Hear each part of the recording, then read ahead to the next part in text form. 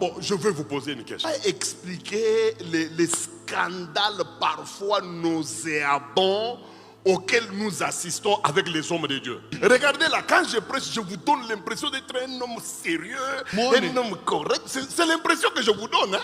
Les exemples que je vous donne là, en tout cas selon vous, c'est un homme comme ça. Mais après 10 ans, vous apprenez que la même personne qui parlait de sa femme là, il fuit avec une choriste. Ça commence comment? Je vais vous dire la vérité. Les hommes de Dieu ont négligé cet aspect des choses. Sinon, comment expliquer? C'est devenu presque impossible qu'un homme de Dieu commence le ministère, monte, il meurt dans la gloire. C'est devenu impossible. Tous les pasteurs commencent toujours bien, sérieux, réglés, disciplinés, mais pour des raisons inexplicables. Après 20 ans, 30 ans, on dirait qu'on ouvre une digue qui ne dit pas son nom. L'homme de Dieu devient impudique.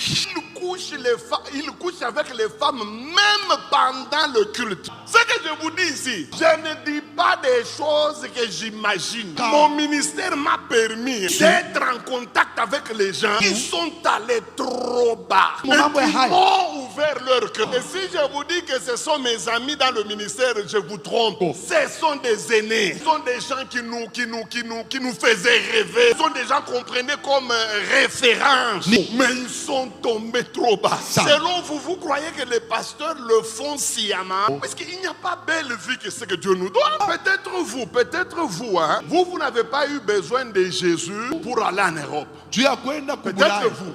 Mais des gens comme nous. Est-ce qu'on pouvait même rêver un jour d'avoir même le passeport? Est-ce qu'on pouvait même rêver? Nous étions des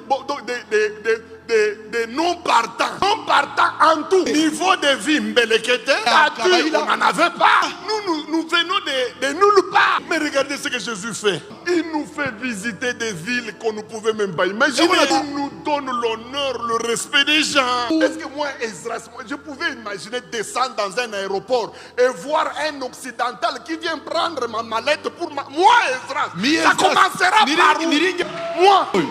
Mes amis, vous arrivez dans un hôtel, c'est la première fois que j'arrive dans un hôtel où on me dit que non, vous devez vous présenter dans une chambre qui doit enregistrer la chaleur de votre corps. Vous entrez dans une chambre, il n'y a pas interrupteur, il n'y a pas tout. C'est votre chaleur qui déclenche tout.